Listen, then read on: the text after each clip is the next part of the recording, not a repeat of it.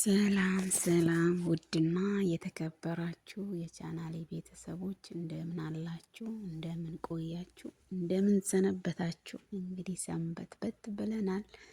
ፍትፈታችንን አቋርጠናል። ትንሽ በአንዳንድ ነገሮች ባለመመቻቸት እንግዲህ ያው ያለ ነው የኑሮ ጉዳይ የስደቱ ሁኔታ ከባድ ነው። እንግዲህ ያው በተመጣጣኝ በየቀኑ ለመስራት ያስቸግራል ከስራ ሁኔታ አንፃር። ላኪን አልሐምዱሊላህ ስለ ሁሉም ነገር። ታዲያ እንዴት ናችሁ? እንደምን ቆያችሁኝ? ሰላም ናችሁ ወይ? ካዘጋጀሁት በጣም ቆየ፣ ግን ድምፅ አልሰራውም። ያቀናበርኩት ቆይቷል። ድምፅ ለመስራት ጊዜ እና ቦታዎች አልመቻቻሉ። እንግዲህ ስደት ላይ ስትኖሩ ለሁሉም ቦታ መስጠት ግድ ይላል እና ከሰው ጋርም ስትኖሩ ጊዜና ቦታ መምረጥ ግድ ይላል እና ያው ቪዲዮ ለመስራት ትንሽ የተመቻቸ ቦታ ላይ አልነበርኩም። በዛ ነው የጠፋሁትም። ቪዲዮ ቀርጬ አስቀምጬ ግን ድምፅ ማድረግ አልቻልኩም። ምክንያቱም የተለያዩ ድምጾች ስለሚረብሹ፣ የሚረብሸው ድምፅ ደግሞ ጥሩ አይደለም። ምክንያቱም አንደኛ ለቪዲዮ ጥራት፣ ሁለተኛ ደግሞ ለእኔም ደስ አይለኝም። እንዲህ ጫጫታ እያለ ቪዲዮ ለመቅረጽ ወይም ደግሞ ቪዲዮ ለማቀናበር ብዙ ከባድ ሁኔታዎች ነበሩ። ግን አልሐምዱሊላህ ሁሉም አልፈዋል። ያም ሆኖ ትንሽ ዘገየሁ ማለት ነው። የዘገየሁበት ምክንያትም ይሄ ነው።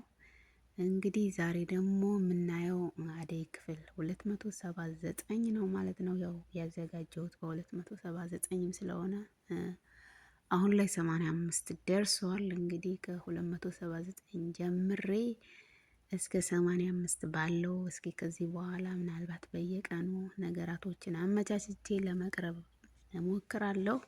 ያው ጀምረናል እንግዲህ አደይ ላይ አደይም ይቀጥላል፣ እኛም ፍትፍታችንን እንቀጥላለን ማለት ነው። የአደይ ተከታታዮች፣ የአደይ ድራማ ተከታታዮች እንዲሁም ውድ ተመልካቾች፣ ውድ ቤተሰቦች እንግዲህ ለኔም ስለምታዩልኝ፣ ለኔም ስለምትመለከቱልኝ እጅግ አድርጌ በጣም አመሰግናለሁኝ። ኦዲየንሶቼ ወይም ደግሞ ኮመንታተሮቼ፣ በአጠቃላይ ተመልካቾቼ በጣም ነው የማመሰግነው። በእውነት ጥሩ እይታ ትሰጡኛላችሁ፣ ኮመንትም ትሰጡኛላችሁ።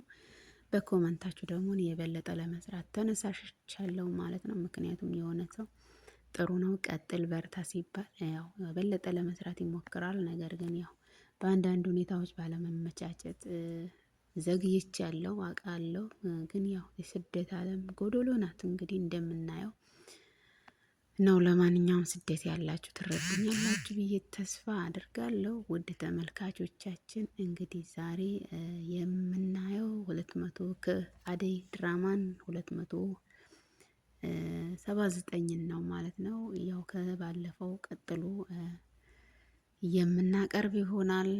እንግዲህ ኤላ ብዙ ጊዜ ከቆየበት ከካናዳ ይመስለኛል ከብዙ ቆይታ በኋላ መጥቶ ለሊ የታለች ብሎ እየጠየቀ ይገኛል ማለት ነው። ድንገት ደግሞ አደይን መጥታ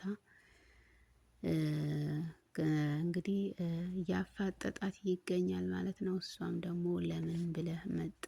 የማን ህይወት ለማበላሸት ነው? ለምን ብላ ትጠይቀዋለች። በእርግጥ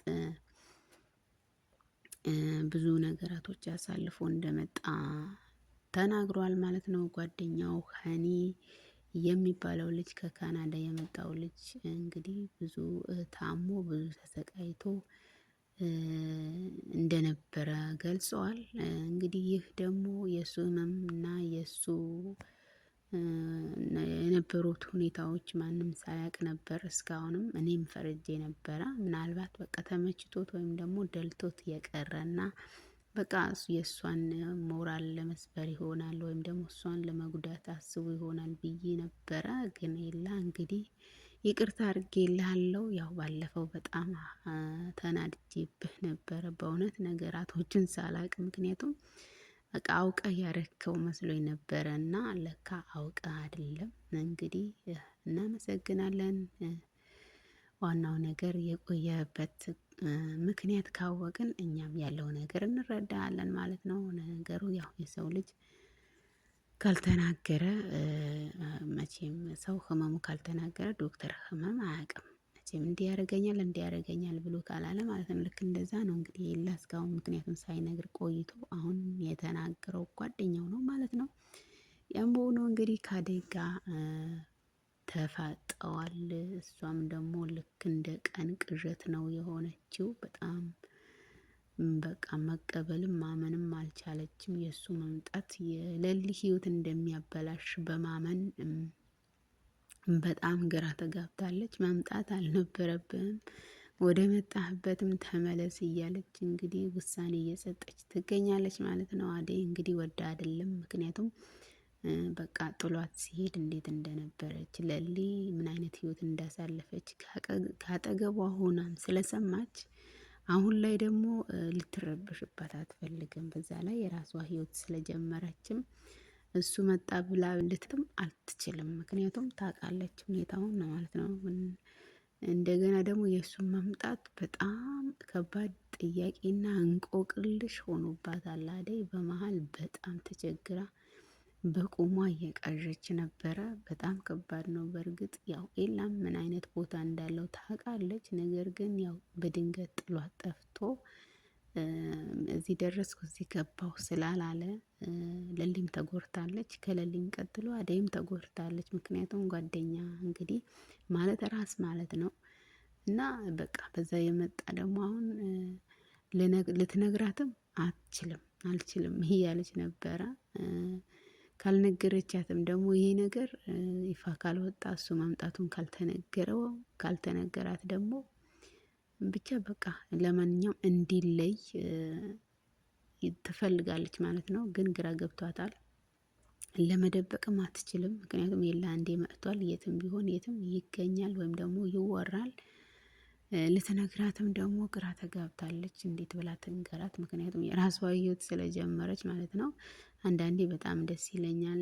አደይና ለሊ ያላቸው የመተሳሰብ የጓደኝነት መተሳሰብ በጣም ነው ደስ የሚለው በእውነት ልክ እንደ እሷ ነው በቃ የምታስብላት። በጣም ነው የማመሰግነው። ለዚህ ፍቅራችሁ ተምሳሌት ሆናችሁናል። እና በጣም በቃ ግራ የሚያጋባ ሁኔታዎች ነበር አደይን የገጠማት እና ያም ሆኖ እንግዲህ ሻንጣውን ይዞ ወጣ። እንግዲህ ኤላ ደግሞ እንግዲህ ኤላ ላይ የሆነ ምንጭ እናገኛለን ብለው ተስፋ አድርገው እንግዲህ እነ ቤዛ እየተንቀሳቀሱ ይገኛሉ። ምክንያቱም ያለውን ንብረት ለመቀማት ወይም ደግሞ የይዞት የመጣው ብር ለመቀማት አስበው አቅደዋል። ብቻ ያ ሆኖ አላስጠጋቸውም። ያም ሆኖ ግን ሻንጣውን ይዞ ፍለጋ ላይ እየሄደ ነው። እንግዲህ ያው ከጓደኛው ጋር ተደዋውሎ ከሀኒ ጋር ተደዋውሎ እንግዲህ እዚህ መጥቻለሁ ሀገር ገብቻለሁ ብሎት ነበር። እንግዲህ ሀኒም ከካናዳ መጥቶ የዶክተሩ ጓደኛ እንግዲህ ሀገር ውስጥ ለመስራት መጥቷል ማለት ነው። ደስ ይላል። ዶክተሮች እንግዲህ እየተሰባሰቡ ነው ሀገር ውስጥ ለመስራት።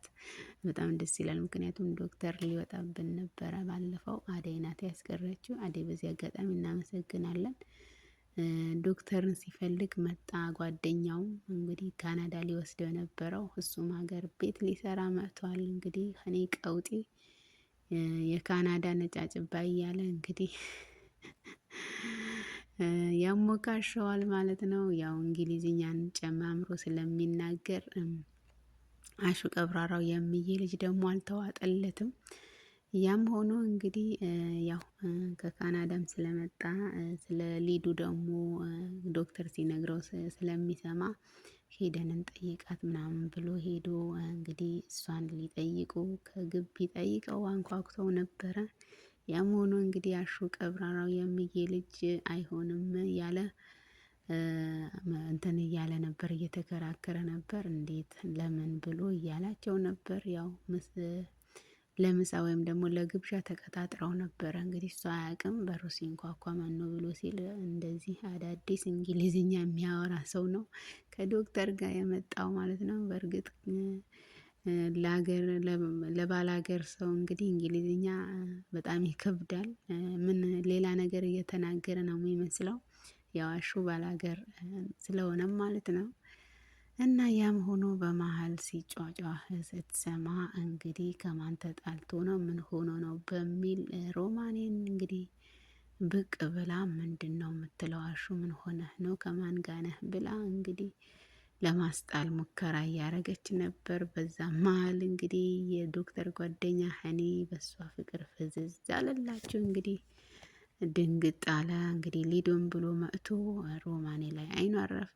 እንዴ አለ ቆንጆ ነሽ በጣም ብሎ እያሞካሻት። እንግዲህ አሹ ቀብራራው የምዬ ልጅ ደግሞ አልተስማማውም። ምክንያቱም አይኑ እያየ በፊት ለፊቱ ሚስቱን ሲያሞካሽበት እና ሲያደንቅበት አልቻለም። እሪ ያለና እንግዲህ ዱላውን ይዞ አባረረው። ያም ሆኖ ግን የእሷን ውበት ከማድነቅ ወደኋላ አላለም። ዶክተሩን በቃና ሌላ ነገር እንዳታመጣ ብሎ ይዞት በመኪና እየሄደም ሳለ ብቻ ውበቷን እያደነቀ ነበር። የሮማን ውበት አይተኸዋል? እንዴት ነው? እሷ ደግሞ በቃ የቤቱ ልዕልት መሆን አለባት፣ የቤቱ ንጉስ መሆን አለባት እያለ ነበር። ምን የቤቱ ንጉስ? እሷ እኮ የሰው ቤት ሰራተኛ ናት፣ ተቀጥራ ነው የምትሰራው ብሎ ዋና ነገር ነገረው። በእርግጥ ከዛ ለእሷ አይገባትም፣ እሷ እኮ ቆንጆ ናት፣ ልክ እንደመቤት አስቀምጦ እሷ ቤት ውስጥ የምትፈልገውን እያመጡላት እንዳው ፈታ ብላ መኖር አለባት እያለ እንግዲህ ለወደፊቱ ኑሮሽ የደላ እንደሚሆን እናምናለን። ለማንኛውም አጥብቀሽ ያዢ ይሄ አድናቂሽን ሮማንዬ። በጣም ነው ደስ የሚለው በእውነት አንዳንዴ እኮ